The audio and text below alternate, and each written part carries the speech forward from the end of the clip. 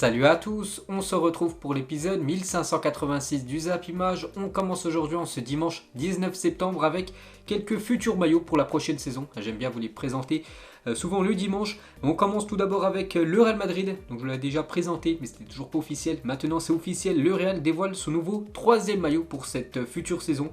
Donc un maillot de couleur bleue pour cette équipe madrilène. Donc le nouveau troisième maillot du Real s'inspire des maillots extérieurs allemands des années 90 et cache une référence à la plaque kilomètre 0 située sur la Puerta del Sol à Madrid. Donc en gros le centre de l'Espagne. Donc voilà en gros. Il est inspiré de quoi à ce futur maillot madrilène. On peut voir que l'équipe turque du Galatasaray présente elle aussi à son nouveau troisième maillot pour cette future saison. Très beau maillot. Il y a aussi l'équipe portugaise du Sporting qui présente son nouveau troisième maillot, donc un maillot de couleur vert, bien sûr pour cette équipe portugaise. Le RB Leipzig dévoile aussi son nouveau troisième maillot pour cette future saison, très beau maillot. Et pour finir, c'est l'Inter Milan qui dévoile son surprenant nouveau troisième maillot pour cette future saison, donc un maillot tout noir avec plusieurs bandes de couleurs au milieu du maillot. Et pour finir avec les maillots, on va parler des troisièmes maillots de l'équipementier Puma, par exemple le troisième maillot de Marseille, Manchester City ou même celui du Borussia Dortmund. Ils se ressemblent énormément, il y a juste la couleur qui change. Et le PDG de Puma, il a dit: nous regrettons la colère des fans du BVB et tenons à leur présenter nos excuses. Nous avons vraiment pris à cœur les commentaires et les prendrons en compte pour les futurs maillots, tout comme nous l'avons fait dans le passé. Donc voilà, il dit qu'en gros il y aura une grosse modification concernant les troisièmes maillots avec l'équipementier Puma pour la saison prochaine. Ensuite, regardez le programme de la journée en Ligue 1. Donc dans quelques minutes, le derby du sud de la France. Nice reçoit l'équipe de l'AS Monaco. On peut voir le multiplex à 15h, à 17h. L'OM reçoit l'équipe de Rennes. Donc deux équipes qui ont joué en Europe cette semaine. La même chose pour le gros match ce soir à 20h45. Le Paris Saint-Germain reçoit l'équipe de Lyon. Et du coup on va parler de la MNM qui a complètement déçu cette semaine en Coupe d'Europe contre l'équipe de Bruges. Donc un trident sans tranchant, les statistiques du trio face à Bruges. Donc Neymar, Mbappé, Messi. N'oubliez pas que Kylian Mbappé est sorti à la 51e minute pour cause de blessure. On peut voir les stats des trois joueurs. Donc celui qui a touché le plus de ballons parmi les trois, c'est Léo Messi, 85 ballons touchés, mais il a quand même perdu 23 ballons quand même Léo Messi. On peut voir que Neymar en a touché 76, il en a perdu 23. On peut voir que Mbappé c'est beaucoup moins vu qu'il est sorti quasiment après la mi-temps tout simplement. On peut voir les distances parcourues. Celui qui a le plus couru c'est Neymar, plus de 10 km pour Neymar, pour 8 km 3 pour Léo Messi. Donc en espérant que maintenant ces trois fonctionnent très bien. Voilà, c'est un match test on va dire contre Bruges. Il va falloir voir ce trio dans quelques semaines, à quelques mois quand vraiment tout sera rodé. Là je pense vraiment que ça va faire mal aux défenses adverses. Ensuite, Antonio Conte s'est exprimé sur les difficultés de Pochettino dans sa quête d'équilibre. Donc il a dit: habituellement, nous les entraîneurs, nous plaignons du manque de joueurs, surtout de joueurs de qualité. Dans le cas de Paris, nous parlons d'une équipe dans laquelle l'entraîneur a tellement de choix et c'est aussi un problème à résoudre, tellement qu'il y a de monde. Tellement que les postes sont doublés, donc c'est toujours très compliqué bien sûr à faire des choix pour Pochettino. Par exemple le gardien, deux très grands gardiens du côté du Paris Saint-Germain, donc Pochettino à chaque fois doit faire un choix et Antonio Conte indique que ça aussi c'est un problème bien sûr pour un entraîneur. Et pour finir avec le Paris Saint-Germain, regardez l'équipe type de ce fan du Paris Saint-Germain qui aimerait voir quand tous les joueurs du PSG seront dispo, parce qu'il y en a encore pas mal qui sont blessés bien sûr. Donc Keylor Navas et Donnarumma au cage, un des deux, bien sûr vu que les deux sont quasiment au même niveau. Donc avec une défense à 3, Kimpembe, Sergio Ramos au milieu avec Marquinhos juste à côté. Donc un milieu à 4, donc Nuno Mendes côté gauche qui fait le piston bien sûr, soit en ailier soit en défenseur gauche. Hakimi de l'autre côté avec Verratti, Idrissa Gueye, Léo Messi en numéro 10 et devant Neymar et Kylian Mbappé. Donc ça c'est vrai que pour moi c'est la plus grosse équipe que peut aligner un Pochettino lors d'un match du PSG. Ensuite, regardez le programme de la journée hors Ligue 1. Donc par exemple en Allemagne, je sais pas, Wolfsburg reçoit l'équipe de Francfort. En Angleterre, Manchester United ira défier l'équipe de West Ham à 15h cet après-midi. Gros choc à 17h30.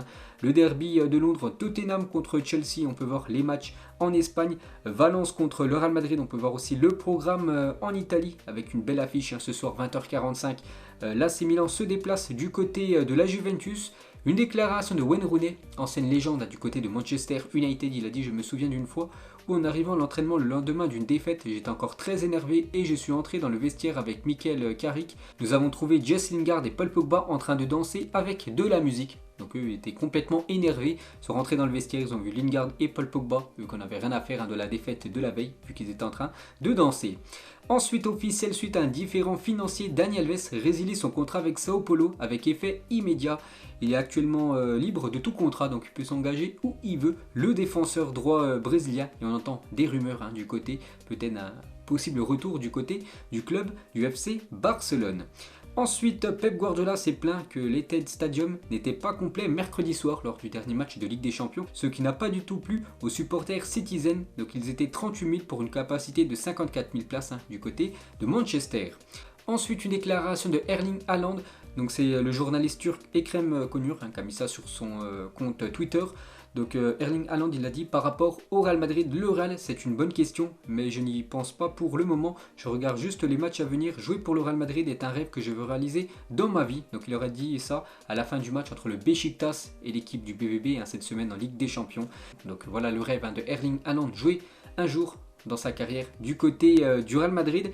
Toujours avec Haaland du côté de Madrid, Javier Tebas, le président de la Ligue de football espagnole, il a dit le Real Madrid a vendu pour 200 millions d'euros de joueurs. Ils ont assez de cash pour signer Mbappé et Haaland ensemble. Ils n'ont pas perdu d'argent. En plus de cela, ils ont vendu des actifs. Donc en gros, le Real Madrid aurait pu s'offrir Mbappé, Haaland dès ce mercato 2021. Donc ça sera certainement pour l'année prochaine. Donc déjà Mbappé, c'est quasiment sûr. Haaland, ça reste à voir. Une déclaration cette fois-ci du président du Bayern Munich par rapport à Haaland. Vous savez que le Bayern adore chercher les meilleurs joueurs du BVB pour les faire signer du côté du Bayern. Donc Haaland, nous allons vivre une véritable vente aux enchères. Celui qui lui offrira le salaire le plus élevé le prendra. Je ne pense pas que ça soit abordable pour un club de Bundesliga, pas même pour le Bayern. Donc il le sait, le président du Bayern Munich, que ça sera très compliqué pour le Bayern de s'attacher les services de l'attaquant norvégien. Parce que ça sera certainement celui qui lui offrira le plus gros salaire, qui verra Haaland arriver dans le club. Donc ça se jouera certainement entre City, le Paris Saint-Germain et certainement le Real Madrid.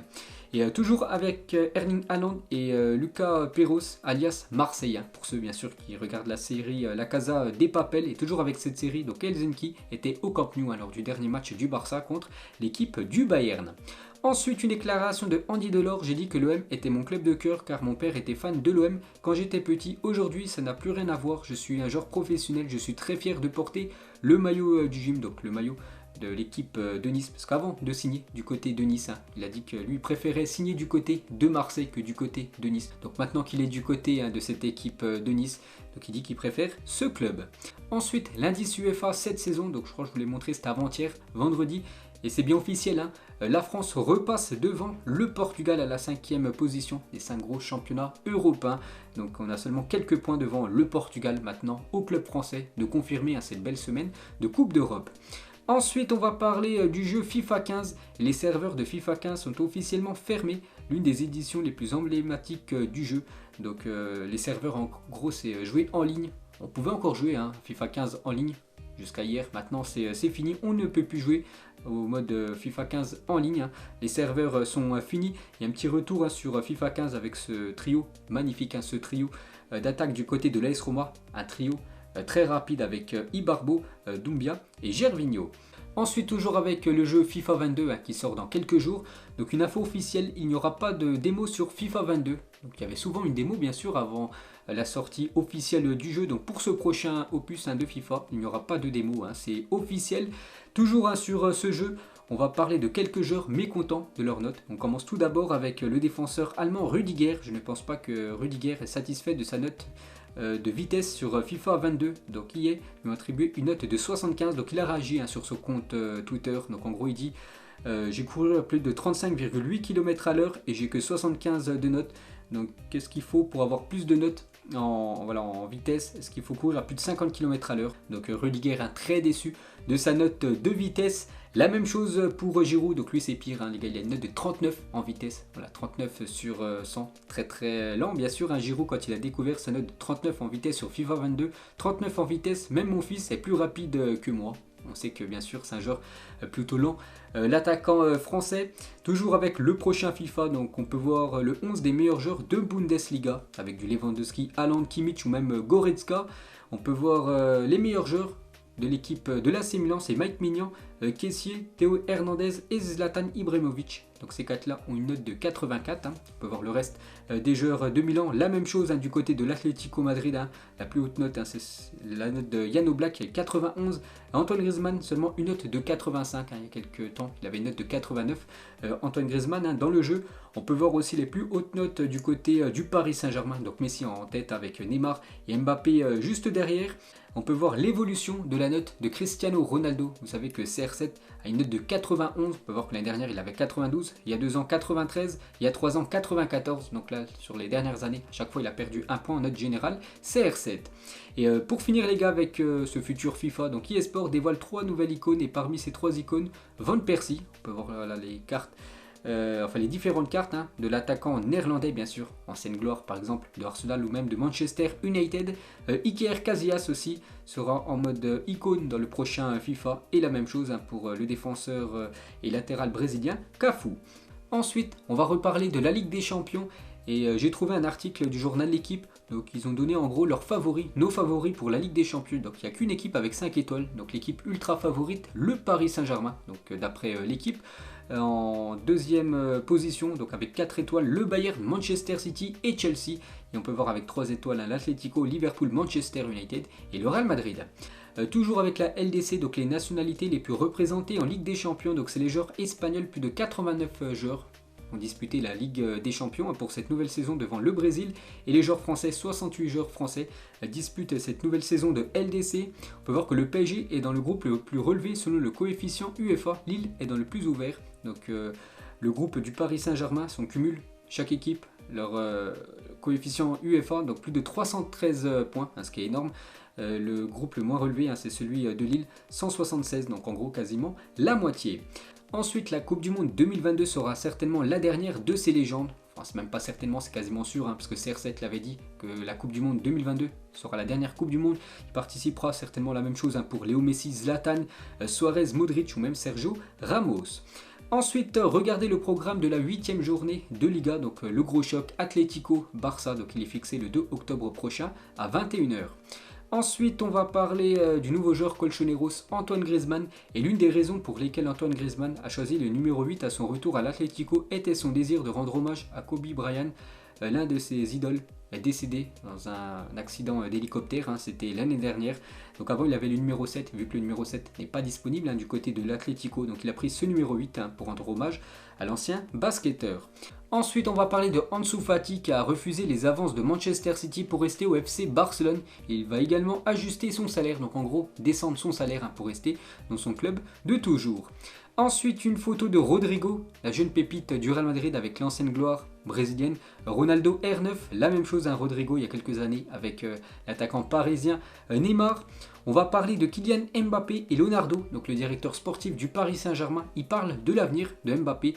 Je ne vois pas Kylian partir à la fin de cette saison. Le rapport de Kylian avec le Paris Saint-Germain est profond. Pensez à Messi, Neymar et Kylian, ce n'est pas une chose qu'on ne veut regarder qu'un an. Donc voilà ce que dit Leonardo. Il compte conserver Kylian Mbappé la saison prochaine. Bon, gros problème, c'est que Mbappé ne sera plus en contrat du côté du Paris Saint-Germain, donc il pourra s'engager n'importe où, à part bien sûr si Mbappé prolonge son contrat du côté du Paris Saint-Germain. On sait qu'il a déjà refusé pas mal de fois les prolongations de contrat du côté de Paris. Donc voilà, Leonardo et je pense Nasser veulent absolument conserver Kylian Mbappé, et Ander Herrera, le joueur espagnol, il a dit on va essayer de convaincre Mbappé de rester au PSG. Donc maintenant voilà l'objectif des joueurs du Paris Saint-Germain, du staff de Paris, essayer de faire prolonger l'attaquant français.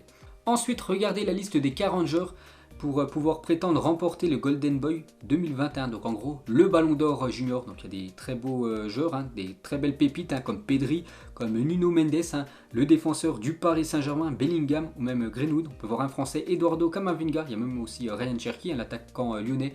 Donc je pense que ça va se jouer entre Bellingham, Greenwood et peut-être Pedri, le joueur espagnol. Ensuite, on va parler de l'attaquant néerlandais Huntelaar qui annonce sa retraite. On peut voir qu'il a fait une sacrée carrière, il a marqué beaucoup de buts. L'ancien attaquant de l'Ajax, 738 matchs pour 408 buts et 101 passes décisives. Il a remporté la Coupe d'Allemagne, 3 fois le championnat des Pays-Bas, 3 Coupes des Pays-Bas, 2 Super Coupes des Pays-Bas et une Super Coupe d'Allemagne avec l'équipe de Schalke 04. Donc bonne retraite à lui.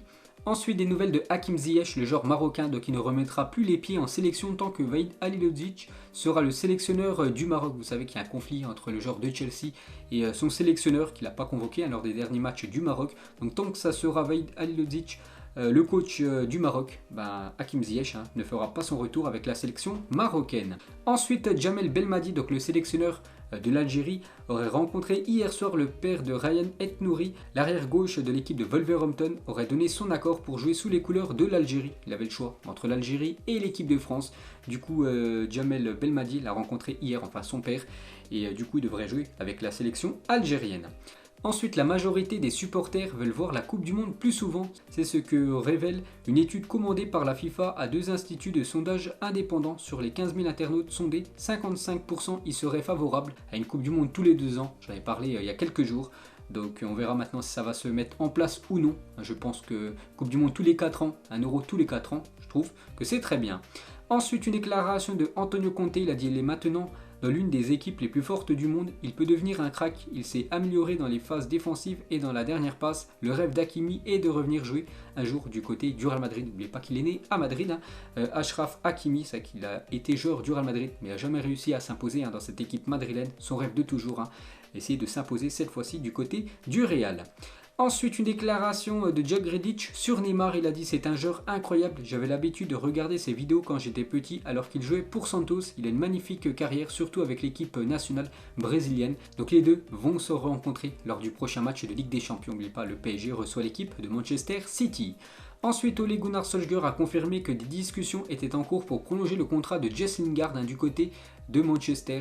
Lucas a fait une énorme boulette lors du dernier match de Ligue des Champions, cette passe en retrait pour l'attaquant de Young Boys de Berne, qui a permis aux Suisses de s'imposer 2-1. Donc malgré ça, l'équipe de Manchester compte prolonger bien sûr le joueur anglais. Ensuite, une déclaration de Jürgen Klopp sur Origi. Donc un joueur belge qui joue très peu quand même du côté de Liverpool.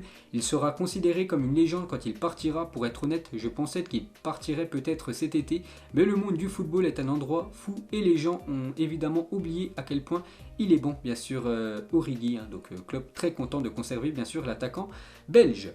Ensuite, des nouvelles de Radamel Falcao, nouveau joueur de l'équipe du Rayo Vallecano dans le championnat de Liga, donc qui portera le numéro 3 du côté de cette équipe, lui qui portait souvent le numéro 9, donc ça sera le numéro 3 pour Falcao.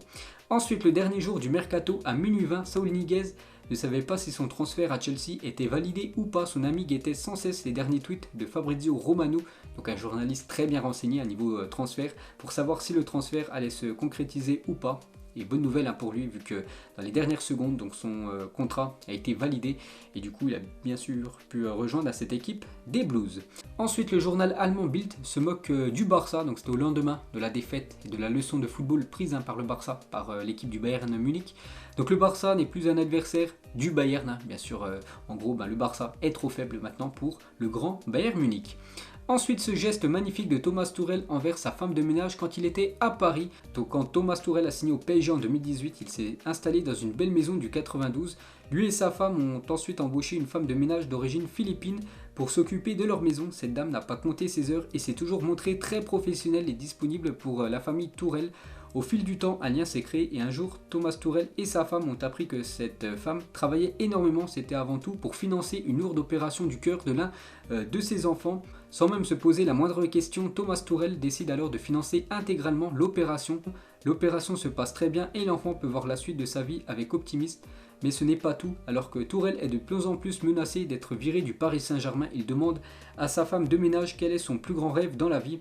Elle lui répond alors qu'elle rêve de pouvoir un jour retourner aux Philippines et y faire construire une maison où elle finirait ses vieux jours avec sa famille restée sur place et qui lui manque tant. Thomas Tuchel a ensuite été viré par le Paris Saint-Germain et a rejoint Chelsea, mais avant son départ, il n'a pas oublié sa femme de ménage et lui a offert une villa somptueuse aux Philippines où elle vit désormais avec sa famille. Un immense respect à Thomas Tuchel pour ce magnifique geste. Donc voilà, il n'y a rien à rajouter.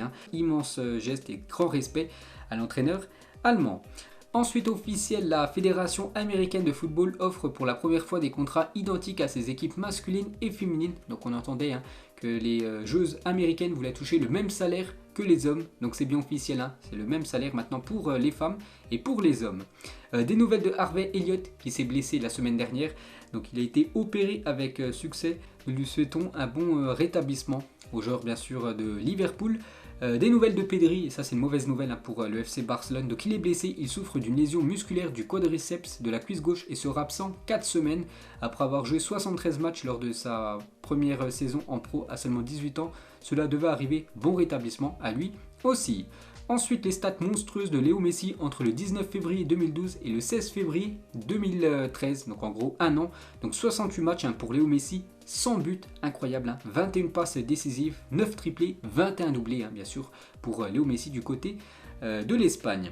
Ensuite, toujours avec Messi, on peut voir qu'actuellement c'est le meilleur buteur en phase de groupe de Ligue des Champions, 71 buts pour Léo Messi, devant Ronaldo, 67. Donc là je parle bien sûr en phase de groupe. Après c'est Ronaldo, le meilleur buteur de l'histoire de la Ligue des Champions. Ronaldo a beaucoup plus marqué lors des matchs à élimination directe. Donc toujours avec CR7, donc il a terminé meilleur buteur de la Ligue des Champions plus de fois que n'importe quel joueur de l'histoire.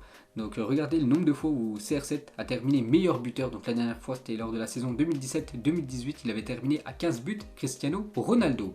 Ensuite, Clarence Seedorf est le seul joueur à avoir remporté 4 fois la Ligue des Champions avec 3 clubs différents, une fois avec l'Ajax, une fois avec le Real Madrid et 2 fois avec l'AC Milan.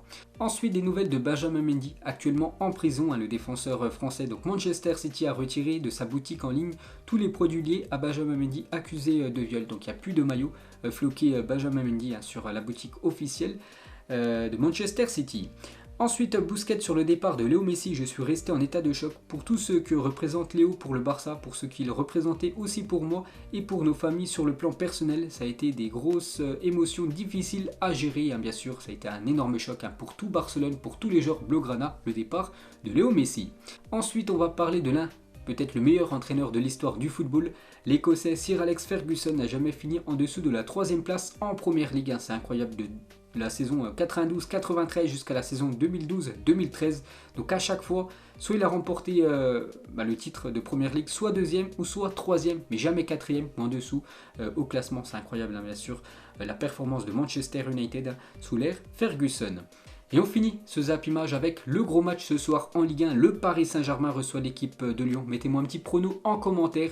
Donc moi je vais partir sur une victoire du PSG ce soir. Une victoire difficile, je vais dire 2-1 ce soir pour le PSG contre l'Olympique Lyonnais. Donc voilà les gars, la fin de ce Zap Image 1586. Donc si ça vous a plu, un petit like. On se retrouve demain pour le prochain épisode. Ciao à tous.